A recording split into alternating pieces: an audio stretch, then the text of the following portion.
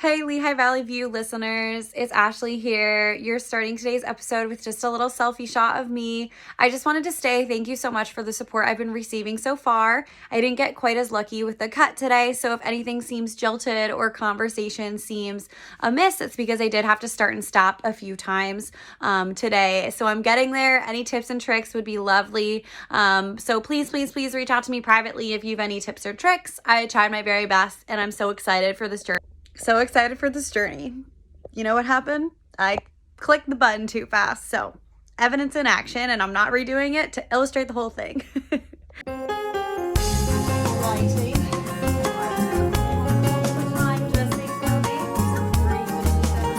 Actually 3:01. Okay. Greetings. Welcome to Lehigh Valley View with Ashley. I am Ashley. Today's guest features Jessica Gumbert. Hi. Who happens to be my future sister-in-law. And my last name is pronounced Gumbert, but we'll let it slide. I always say Gumbert. I've only known her for, a few years.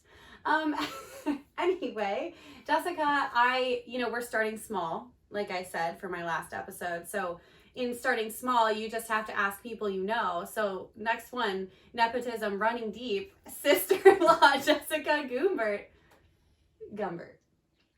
Either or. At this point, go ahead. Okay.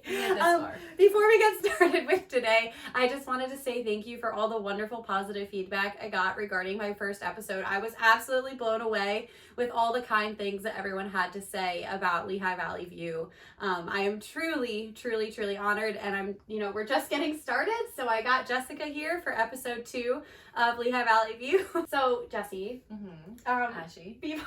Before we get started, and I tell my fellow 2 listeners, why I have you on here today. Can you tell me a little bit about, I know this story, but for the viewer, how did you meet my brother? Let's just start it off with some community building. So I met your brother and my fiance when I was visiting one of my friends, and her brother and your brother went over to her house to do yard work. And wearing my SpongeBob jammies, I looked out the window and I saw a man jumping out a bed of a truck, pushing down the leaves and the branches, and I said, "Well, that's mine," and I claimed him. But no, Jessie is a wonderful, beautiful addition to my life. Great for my brother. Personal anecdotes aside, Jessie, why don't you tell us a little bit about your story? So I know what your job is now, obviously, but tell the viewer from the beginning, what did you go to college for? And then can you clearly tell us, how did you end up where you are now? And, we'll kind of reveal what your job is now and then why I brought you on in just a second. So start there. So I went to college at Juniata College for 4 years for my Bachelor's of Science in Environmental Science. And upon graduating, I worked in Pittsburgh for a bit. And then when COVID hit, I got laid off and I had to move back home to Lancaster area. So that was part of my old job. I did some wetland delineations. I did stream delineations. I did some raptor surveys, which raptor surveys is basically where I'm out looking for hawks and eagles, owls, things like that along the power lines, such as the PP&L, which we don't know what PP&L stands for. Yes. So sorry, PP&L. Sorry, she did some work for PP&L. And if you're from the Lehigh Valley, you know that that's a popular power supply company around here. But unfortunately, when we were talking about this prior to the podcast, we realized that we don't know what PPL stands for. So I'm really sorry, PPL. Please come on the podcast. Please sponsor us. Please, actually, that would be great. You can call me. I will email you because I'm not going to say my number on air. And while you sponsor us, you can let us know what PPL stands for. Yes, that would be great when I have you on for the episode. Anyway, so I did raptor surveys because if PP&L comes in and they try to replace one of the power lines or the towers, which they do every so often, they cannot come within so many feet or yards within a eagle's nest or a hawk's nest. I think it's 100 feet. I might be completely wrong because it's been a few years, but I feel like it's 100 feet for a hawk nest, and eagle nest, it's if the nest is there and it's active, I think it's 500 feet or something like that. So it's quite a big distance between the work and the nests. And if there is the nest on a power line per se, or on one of the towers, which you've had before, they can only perform the work within a certain amount of time within the year. So they can't work on it, let's say, during the month of April or May. So that's what we do for the power companies doing Raptor surveys. But I also did reports for clients who wanted to buy a property. There was a farmland that wanted to be bought out and created into like a rudder. So I did some work there. We did toad surveys there. Which That is great. my favorite. So I'm going to interrupt you for 1 second. One of my favorite, prior to Jessie moving to teaching, which we're going to talk a little about in a second, which brings me to why I'm having her on today. But she's owed some little background here, is she used to send me Snapchats of her at work, and she'd be like, found a toad. I love the toads. Yeah, we had toad traps where we would count the toads that were present. We'd also be looking for an eastern spadefoot toad, I think it was, which are threatened in Pennsylvania, and they're only in certain parts. So the company wanted to build there, but we had to make sure it wasn't within the territory that these toads are found. There's also sites that want to be bought out and transformed, but they have to go through regulations, looking for oil that's present, old gas stations that's present, anything like that that could potentially leak into the ground if they go to construct it, because then they could be fined a lot of money from the EPA, even though it wasn't their oil tank when they bought it. It's still their responsibility because they bought the property. So we did work like that for different clients, created reports, wetland delineations for highway construction, if they wanted to build a highway and everything like that. Wow. So, Jessie, this how did you make the transition from this to teaching? Yeah, it's quite the transition. I love it though. I always thought of teaching in the back of my head, but when I was done with high school, I was like, I'm never going back. I'm done with it. I will never teach. And here I am. I bite those words back because I love it. My dad was right. He told me I should go for teaching, and I was like, no, I'm not going. And the reason I switched was because I was getting a little tired of doing the report writing and talking to clients every single day. And nothing's wrong with that if you like that. But I have a hard time sitting in front of a laptop for multiple hours in the day and not doing anything, because I will fall asleep. Like, I'll just say it, I will fall asleep. So I thought more about teaching, and I know that you were teaching, and I was talking to Ashley about it, and your mom taught for a bit in the Allentown School District, and I thought maybe I should give it a try, because I always thought about it, never pursued it. And I'm so glad I did. The kids there are great. You never know what's going to happen. The kids are wonderful. They're funny. Sometimes they're sassy. They'll tell you how it is. But I expect nothing less from kids, you know. But yeah, I love being around them, teaching them, and seeing them grow and watch them progress. All right, so a million questions for you, and this is the focus of the podcast today, so I'm ready. So, Jess, what is Building 21 in Allentown, and how does it compare to Allentown Area School District's other two high schools are William Allen High School and Louise E. Deeriff High School, and then there's Building 21. So could you tell us how Building 21 differs from William Allen and Deeriff? Yes. So for starters, we are a much smaller school than both of the high schools. We have about 100 to 200 students in ours for all 4 years. Total. So it's quite a small school compared to the other. I think Allen has like over 1,000 or something like that. They're a very large school. But anyway, we are a small school, and we are competency based. Competency based means that basically we're adding on each level more expectations for that student to thrive. So for example, we go graded based off of 1 through 9 for freshmen, 1 through 10 for sophomores, and then so forth and so on for 11th and 12th grade. And when you're in 9th grade, we don't do A, B, C, D, E. We don't, not E. I don't think anyone does E. Yeah. We do more numbers. So we are like, okay, freshman year, I'm going to give you an assessment. We don't do tests really either unless it's math, because that's hard to kind of quiz someone or test their knowledge without doing the equations, which is a test. So like we do an assessment, that's what we call them, where we have them have to reach a set of expectations. To reach an 8 or a 9, you have to reach these expectations. And then once you reach that, you pass 9th grade, you can move on to 10th grade. And then that adds on a few more expectations onto each category to get the passing grade they need. Why do you think that competency-based is more beneficial for your students? Like, what are the benefits of that in comparison to traditional A, B, C, D, E, and we, A, B, C, D, F grading? It's tricky once you get into it. It is tricky, yeah. So I think it has its pros and cons, just like anything else. The pros is that a lot of kids are very stressed about test taking. They get very anxious, very I see that nervous. too. They freak out because they know it's a once and done. They can't up their grade or unless they have another test later on.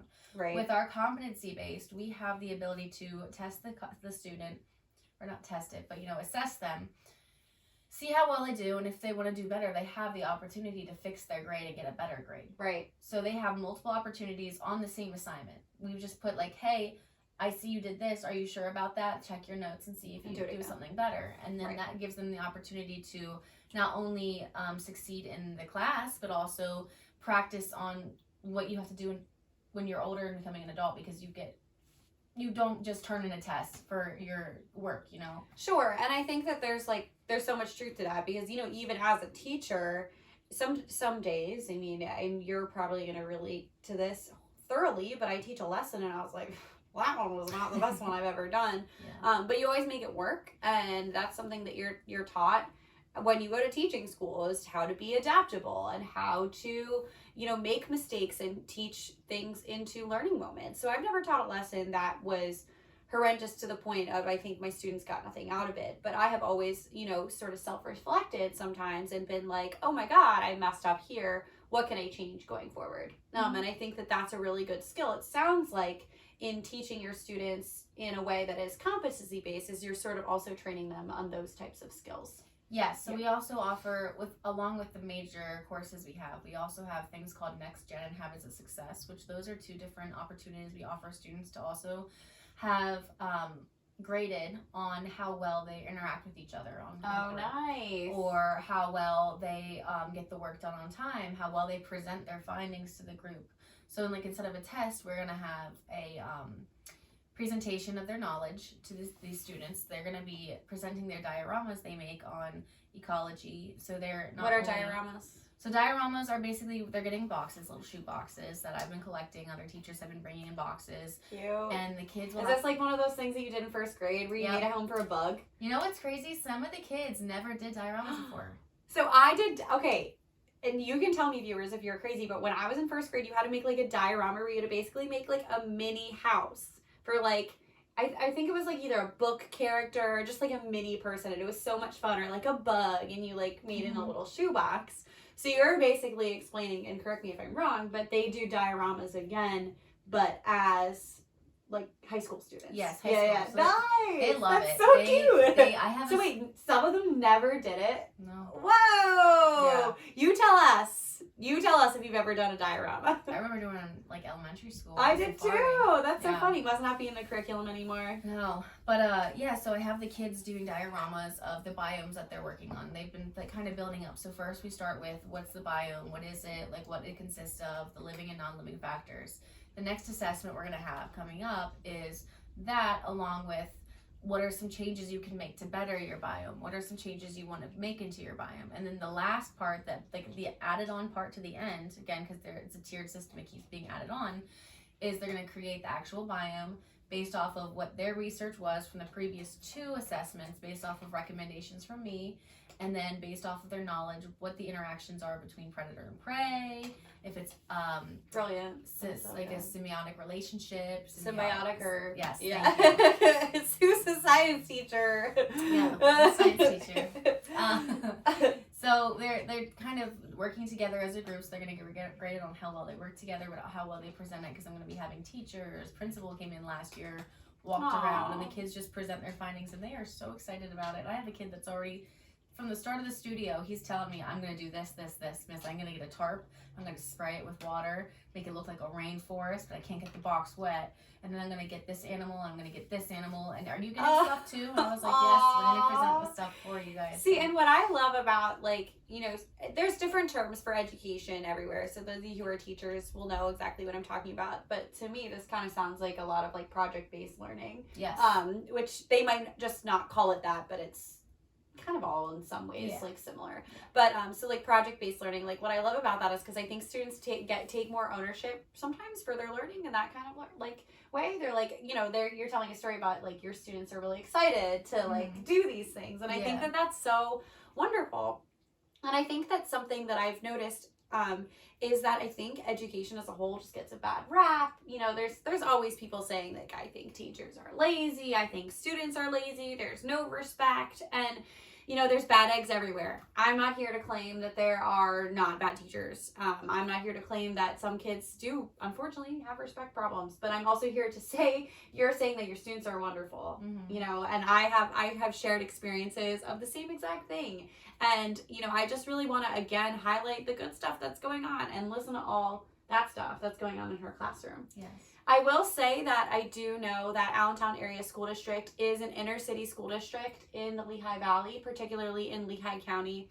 So their median income is lower than that of any other township or school district in Lehigh County.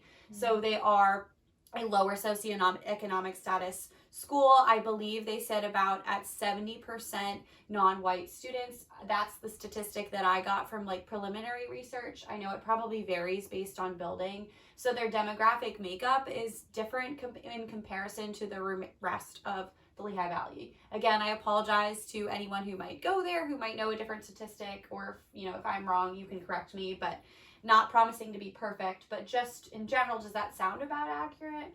Very similar. It's about 90% non-white that attend our school, and there's multiple different cultures. You learn more things every single day, and I love learning about the kids' cultures. Yeah. Some of the kids will tell me like, "Oh, Miss, you have to try this. I made an empanada at home," and they'll bring it to me. And wait, they'll make it for you? Tastiest empanada I've ever had. This girl was like, "Miss, I made this for you for Christmas. My mom wasn't home, so I just do it myself from scratch." Oh, that would make me like, it was the tastiest empanada.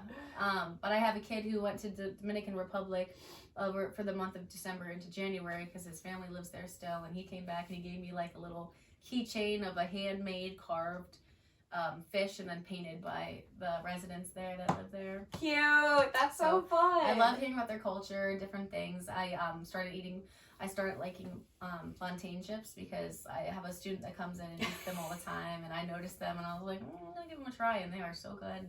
So it's just nice to learn about the different cultures, their different like eating habits and like everything like that to make me more, I feel like, of a well-rounded individual learning more. That's so good. Yeah. And I think that that's like the benefit as like teachers sometimes have a front row seat to that sort of like experience.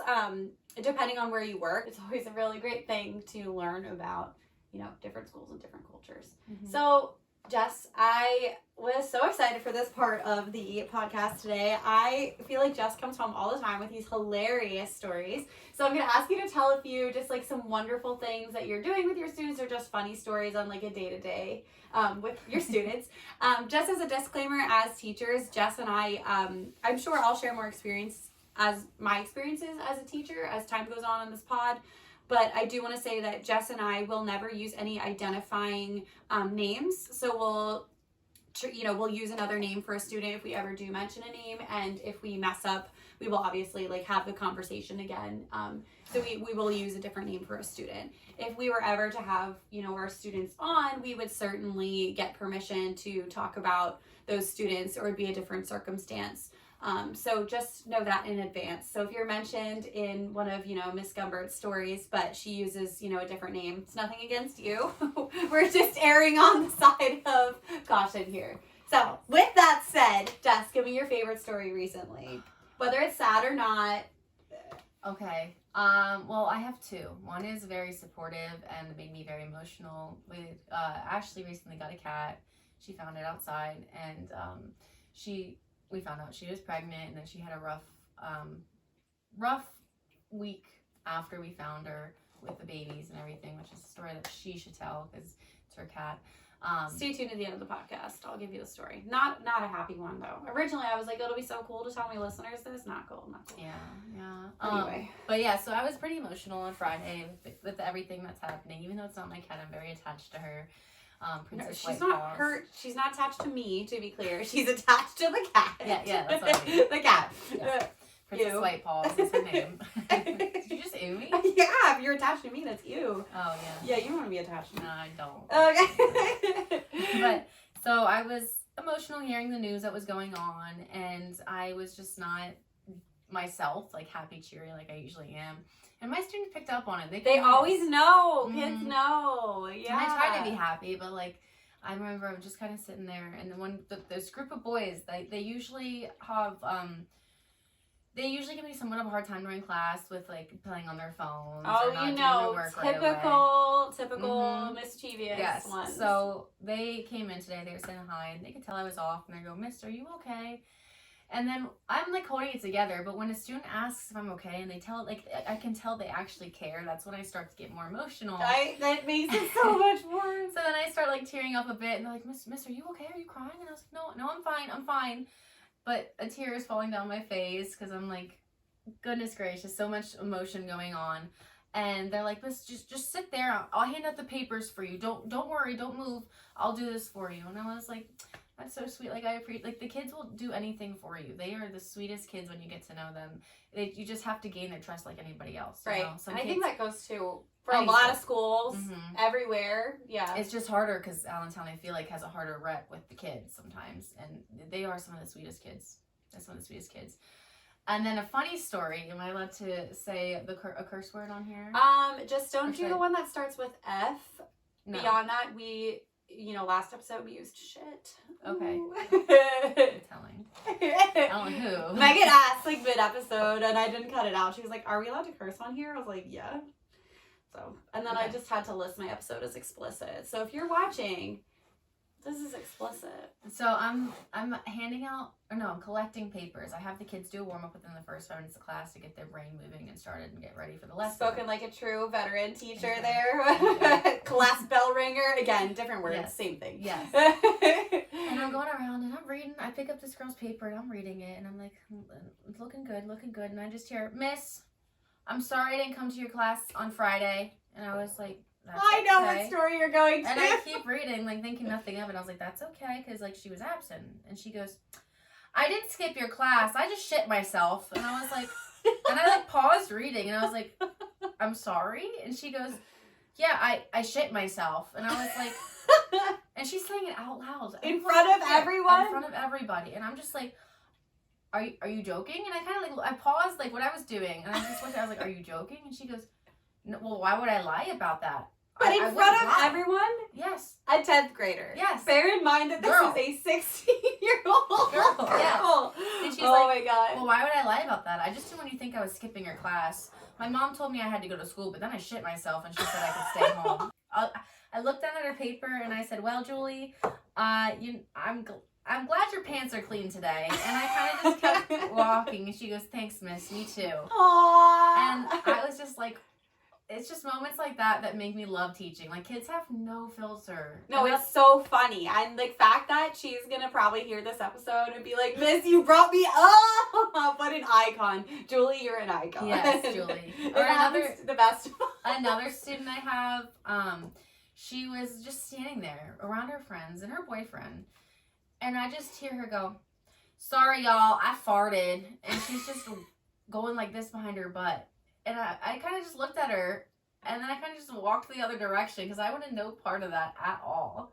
Yeah, I was laughing the whole time. So you know what's scary about that story is like I thought that was a middle school thing. Apparently, it continues into high school. Not many high schoolers. But this one, just in particular, is one of a kind. I'll tell you that. I have her all 4 years because we don't do homeroom at our school.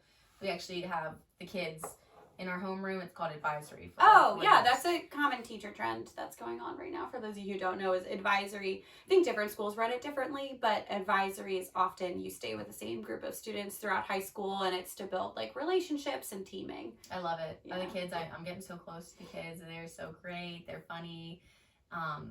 And they're with you all through. Yes, and it's just great to see their personalities grow and blossom. Aww. I'm going to cry when they graduate. I know it. Yeah, you got to go to their graduation. Yeah, we actually have to sit up on the stage with them. Oh, Jess, that's wonderful. They're going to see me cry on the stage. That's wonderful. I might zoom in on my tears. What is the difference between a student attending, Building 21 over a school like Deer High School or William Allen? Like, how do they get in to Building 21? So in order to get into Building 21, since it's such a small school, we actually do a roster system where the kids will be at our school, and then the principal or the assistant principal and a few students will go and travel to the different middle schools, present our school to them, what we offer, how we stand out, which is being competency based versus test based and project based. And the kids will then have their parents or them can enter into our roster system. And then over the summer, we just at random. We don't play favoritism at random. We just pick students. Now, of course, if you have a sibling already there, just like a college or university, you have to get accepted because your sibling went there. There could be some issues with that. But so it's truly almost lottery based. Yes. If they meet a certain level of criteria. Yep. Okay. And parents usually get excited about sending their kids to our school because of how small we are and how close we get relationship wise to our students. Yeah. So that is how we are set different from the other high schools. And I would say, this is not to say that Building 21 is better or worse than William Allen or Deeriff. It's just an alternative high school. Correct. So it's not like, I hear a lot of people drive by, and before I even knew, I just never really knew what it was. But I think that sometimes different schools can get like a bad reputation. So I've heard people say about Building 21, oh, well, that is where bad teachers go or where the bad kids go. But it sounds like from what you're saying, none of those things are true. None. Yeah. I actually know some of the hardest working teachers there that have done their heart and soul into their job. And not that they don't do it at other schools. This is just what I've seen and experienced myself. Yeah. And like one of the teachers who I think would be great to be on this podcast. You're getting ahead of me. That's one of my last questions. Yes. Is Jim Novak. He is a teacher who's been at Building 21 since like the start. And he, let him tell his story if he's ever on the podcast. So I'm not going to spoil his story. But he basically started a flag football team for our school. And the kids are in love with it. And hey, Jim, if you're listening, just call me. You're invited on. Yes. Just text me and I'll get your number. Don't worry. But yeah, he started a flag football team. They're actually traveling to Florida soon for a tournament, and it was all sponsored. And he created it. He created it. Mm-hmm. And see, like, that's an amazing thing that's going on locally. Yeah. That I would not have known. Mm-hmm. They're traveling to Florida. We're traveling to Florida for what this opportunity. An opportunity for those kids. That's so cool. So he gets to play in tournament. He actually got them tickets to go watch an Eagles practice. Mm-hmm. So he does some really good stuff for the kids and with the kids, and the kids are in love with the sport. He's a great coach. They win a lot of their games. They play local. They play at Cracker Sports Road in Allentown. Crackerport Road or Crackerport Sports? Crackerport Sports, probably. All right, well, Jim, we're sorry because we're probably not saying that correctly. Yeah. Lehigh Valley native here. Not me. Yeah. So he's there are some hardworking individuals in that school that I would not consider lazy at all. Right, and I think for a variety of people, like, they wouldn't even know this. So I'm hoping that anyone watching this, like, have a different, like, impression of Building 21 and, what that's like.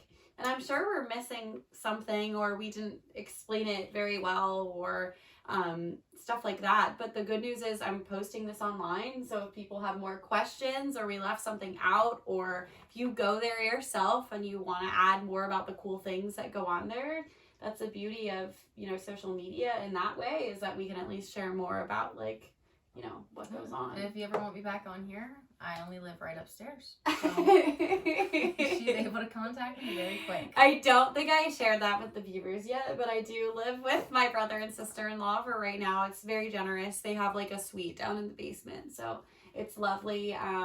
That's why you sense like a little bit of sister tension, but I just This whole video I've been trying like not to, like criticize me extra. She's not criticize, but like joke. Oh, okay. There's been multiple times where I wanted to say something under my breath and I've held myself back because I'm just a good sister-in-law. What could I have possibly said that you need to hold in? It's not important. Anyway. All right, well, when we cut this, you're about to see some beef go down between the two of us.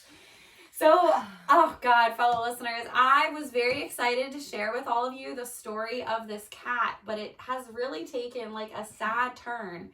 So I saw a cat meowing outside of my window almost a week ago. I think the day of the podcast premiere. But again, I don't obviously record this in live time. So by the time this is published, there will probably be more news.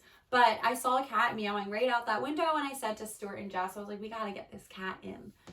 Put it on a bunch of like lost pets websites, was trying to find it a home myself, was possibly going to take it to a shelter. Lo and behold, I fell in love with this cat, and I said, screw it, I'm taking it to the vet. We all fell in love with her. We love her. Fast forward to Monday. So that was on a Thursday. Till Monday, I took it to the vet. The vet said, hey, I think she's pregnant, which I was like, oh my gosh. And he was like, do you want to spay her? And like, that would unfortunately, you know, remove her litter, or do you want to let her try to have a litter of kittens? And so I said, oh my gosh, of course we're going to do that. So they scheduled a cat ultrasound. So on Wednesday, 2 days later, we found out that there were 5 cats. 5. And then sadly, Thursday night, we noticed, so just a day later, she was bleeding. We took her to the vet. Actually, we didn't. My mother, God bless you, love you, Mom, took her to the vet, and like they found out that something was horribly wrong. They did an ultrasound, and they could then only find 4 heartbeats. And then by Saturday, so the next day, they only found 1. I was late to work on Friday because we were debating on what to do. Yeah. Oh my gosh. And then she's actually so now it's Monday, it's Martin Luther King Day when we're recording this. And she's actually at the vet right now, unfortunately, getting spayed because she wasn't passing like the kittens on her own. So she had to get like spayed, which is really sad. There is a possibility that if the final kitten was still alive, sort of like a C-section, but a true like hysterectomy, I guess, like because they're spaying her. Mm-hmm. So if the last kitten did have a heartbeat, we'll get to take her home, but there's no promises there. I just feel really sorry for this cat because she was obviously so cold, and she was unhealthily skinny. Unhealthily skinny for a pregnant cat that was past 30 days. And she was young. Right, and she's young. The vet thinks that she's like hardly a year old herself. So as much as I feel really sad for these potential, these kittens that lost their life, I feel honored that she chose me and I got to save her life. And now I have 3 cats. So when you saw those 2 black cats, eventually you're going to see a little tabby girl. I will, if you're watching this on YouTube, I will attach a little photo of her in the corner. She's a very sweet girl. So fingers crossed that her surgery right now goes okay. But yeah. So now our house is a zoo. We have 6 cats and 2 dogs, 10 chickens. We used to have a squirrel, but she's outdoors now. Her name is Sammy. To be clear, viewer, 3 of the cats live down here. Yes. And 3 of them live upstairs. Well, 2 live down here now. 1 is in my closet right, upstairs. the pregnant one was in the closet because it's a walk-in closet. Yes. But because of its pregnancy. But eventually 3 will live down here and 3 will live upstairs. So the cats don't interact. If that crazy. Helps you think we're less crazy. If not, that's okay too. We are a little crazy. And then there are 2 dogs and 10 chickens, of course, outside. What's really funny is you said about students is when I told my students that I was keeping this cat, they were like, Miss, does your brother and sister-in-law know that? Because it's really cute because they know, like, I live with them right now. We were pushing her. Like, we were like, hey, you should just keep it when she was, like, I know, which was crazy because they're always telling me we have too many animals. I would open a zoo if I could. But environmental scientist. Oh, there's the sister relationship coming in. There it is. No, yeah. So we do love animals. Mm-hmm. So Jess, before I have us go, I have 3 questions that I want to ask you to, to help us build community on this episode. Is okay. Who is someone in your circle that you met in an unexpected way or at an unexpected time? So in your circle of friends. My circle of friends. So something unexpected or just like community building or a relationship Well, honestly, building. you are one of my unexpected friends. I wasn't expecting... Okay. She's marrying my brother. I wasn't expecting to be this close to like a sister-in-law. Oh. So, this is an unexpected relationship that I'm really happy happened. Okay, next question. See, I didn't pay her to say that. You said that authentically, right? Yes. Oh my God. Who do you always go to with any problem when it comes to work or anything in your life? Like, who do you go to? Who's your go-to person? It's okay if it's the standard answer that I think you're going to say. My fiance? Yeah. Yeah My I go to brother. him for everything. He's my biggest support system. It's one of the reasons I'm Just married. how it should be done, ladies. If you don't answer that with your fiance, at least maybe first and foremost, or your husband, there can be other people too, but healthy. That's the sign of something healthy. Except if he had to choose a roommate in this whole house, it would be our one cat, Big Country. She asked him that before. My option was him. His option was our cat. If you could only keep one. What's a local Lehigh Valley business that you're a regular at that you really love? There is the Bow and Company, or Bow and Coffee in Bethlehem. Oh, Biddies and Bows. Biddy and Bows. Biddy Yes, and Bows. I'm not quite like fully with the name, but I love that coffee shop, and I think all the money and funds go to great opportunities for the workers. And I believe that's a coffee shop that supports individuals with disabilities. They have a lot of individuals who have disabilities working there, actually. Yes. So it's a local coffee shop. So that's actually an idea for a podcast if this ever, kicks off, which it will, because I think I'm just going to start insisting that it does. That's a great idea of someone to have on. That's one of my favorite coffees. The coffee's good, and the workers are just so friendly and helpful, and I can't complain about them at all. It's a great thing. I think that's why they win. Like, they win Lehigh Valley's like top best of like stuff. Yeah. That's great. And then you sort of already answered this, well, but it was 3 questions. You said 3 questions. All right, well, it's 4. Oh, okay. Who in your community do you think would be good on the pod? Aside from Steve Novak. Jim. His name is Jim. Oh. Sorry to Steves everywhere. Jim Novak. Because of the flag football team. Flag football, and like he was also part of the 21st Century, was an after school program we offer the kids. Nice.